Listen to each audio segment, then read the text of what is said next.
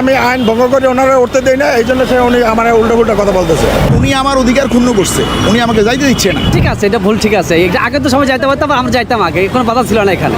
রাস্তা উল্টো পেলে উনি উঠবে, জোর করে উনি উঠবে। ওনারা নিষেধ করার পরে উনি বলে ওনার অধিকার ক্ষুণ্ণ আসছে। এখন এখান থেকে উঠতে গেলে দেখা যায় যে একটা গাড়ি, অনেক গাড়ি স্লো হয়েছে একটা গাড়ির কারণে। তাই ওনার একজনের জন্য আমি আইন ভঙ্গ করে ওনারা উঠতে দেই না, এই জন্য সে উনি আমার উল্টো পুল্টা কথা বলতেছে। আমরা নিষেধ করার পরে সে জোর করে উঠবে এবং সে উল্টো পুল্টা কথা বলতেছে। উনি আমার অধিকারটা ক্ষুণ্ণ করতেছে, আমাকে রাস্তায় আটকিয়ে দিয়ে আমাকে সঠিক জায়গা দিয়ে যাইতে দিচ্ছে না। আপনার দরকার ওনার সাথে কথা বলে। আমরা এই পাশ দিয়ে আসছি, আমরা আগে এখানে যাইতে পারতাম। আপনি দাবি করতেছেন, তাইলে আপনি রং সাইড দিয়ে আসছেন। দাবি না, এখানে আগে সবাই যাইতো, বুঝছেন, সবাই যাইতো, বা এখানে আগে যেতাম আমরা। মানে অরিজিনাল যে রাস্তাটা, অরিজিনাল রাস্তা কোনটা? ওদের রাস্তা তো এইটা ঠিক আছে, কিন্তু আপনি তো ভুল করছেন। ভুল বলতে আগেও যাইতে হবে, কিন্তু সবসময় আটকাইতে রাখে, বুঝছেন। এখানে সিগন্যাল লোক ছিল না। মানে আমি বলতে চাচ্ছি, আপনি যে ভুল করছেন এটা তো স্বীকার করতে। ঠিক আছে, এটা ভুল, ঠিক আছে।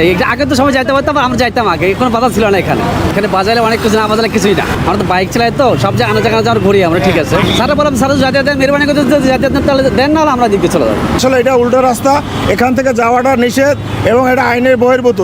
তারপর তোমার নিষেধ করার পরও তুমি কেন আমাকে কাজে বাধা দিলা, কেন আমাকে সমস্যা করলা? যাওয়া যাবে কি যাওয়া যাবে? আপনি কি কারণ আমি তো বারবার বলছি যাওয়া যাবে না, যাওয়া যাবে না। সমস্যা এখান থেকে গেলে এখানে শত শত গাড়ি হল্ট হয়ে যায় এবং এই হল্টের কারণে একটা গাড়িতে 2 জন করে লোক থাকলে 100 গাড়ি হল্ট হলে কমপক্ষে 200-300 লোক সমস্যা একটা লোকের কারণে। কেন আমি এই সমস্যাটা করতে যাবো?